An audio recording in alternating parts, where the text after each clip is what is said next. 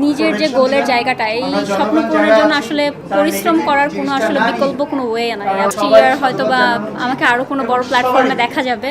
বর্তমানে আমি আমার পড়াশোনা নিয়ে একটু বেশি ব্যস্ত। আমি রিসেন্টলি আমার গ্র্যাজুয়েশন কমপ্লিট করলাম নর্দার্ন ইউনিভার্সিটি বাংলাদেশ থেকে, কম্পিউটার সায়েন্স অ্যান্ড ইঞ্জিনিয়ারিং ডিপার্টমেন্টে।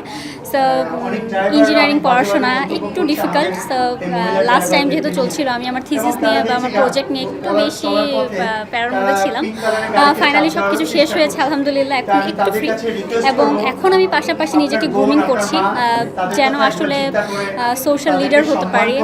আমার মনে হয় যে নিজের যে গোলের জায়গাটা, এই স্বপ্ন পূরণের জন্য আসলে পরিশ্রম করার কোনো আসলে বিকল্প কোনো ওয়ে নাই। এবং এই জন্য আসলে আমি সবসময় ট্রাই করি, বাংলাদেশ থেকে হোক, বাংলাদেশের বাইরে থেকে হোক, যে কোনো ইনস্টিটিউট থেকে আসলে বিভিন্ন ধরনের কোর্স করার। রিসেন্টলি আমি এমপিসি থেকেও পেজেন্ট ট্রেনিং করলাম। ইচ্ছা আছে নেক্সট ইয়ার হয়তো বা আমাকে আরও কোনো বড় প্ল্যাটফর্মে দেখা যাবে। সবাই আমার জন্য দোয়া করবেন। তো দেখা যাক কি হয়।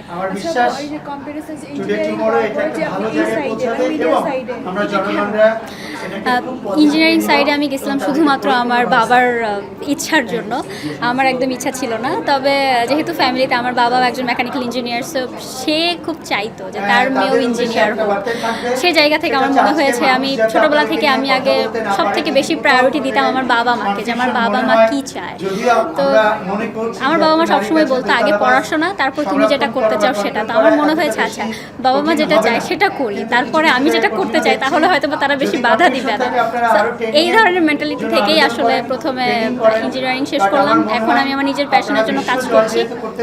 আমি আমার বাবা মার কথা হচ্ছে যে আমার মেয়ের আসলে যে জিনিসটা ও চায়, যে জিনিসটা আমার মেয়ে আসলে করে শান্তি পাবে, যা করে এনজয় করে, সেটাই আসলে আমার মেয়ে করুক। আমার ফ্যামিলি থেকে কখনোই কোনো কিছুতে বাধা ছিল না। সবসময় তারা চাইতো যে পড়াশোনাটা যেরকম সমানভাবে আমি প্রায়োরিটি দিব, আমি আমার অন্য কাজগুলোকেও যেন সমানভাবে প্রায়োরিটি দিই।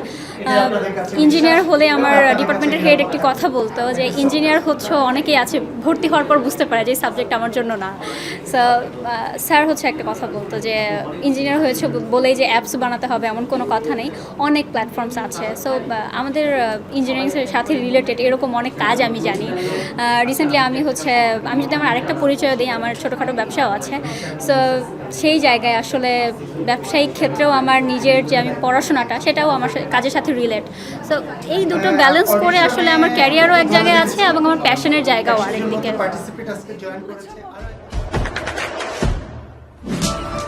দেশে দেশে সবার সাথে দ্য নিউজ।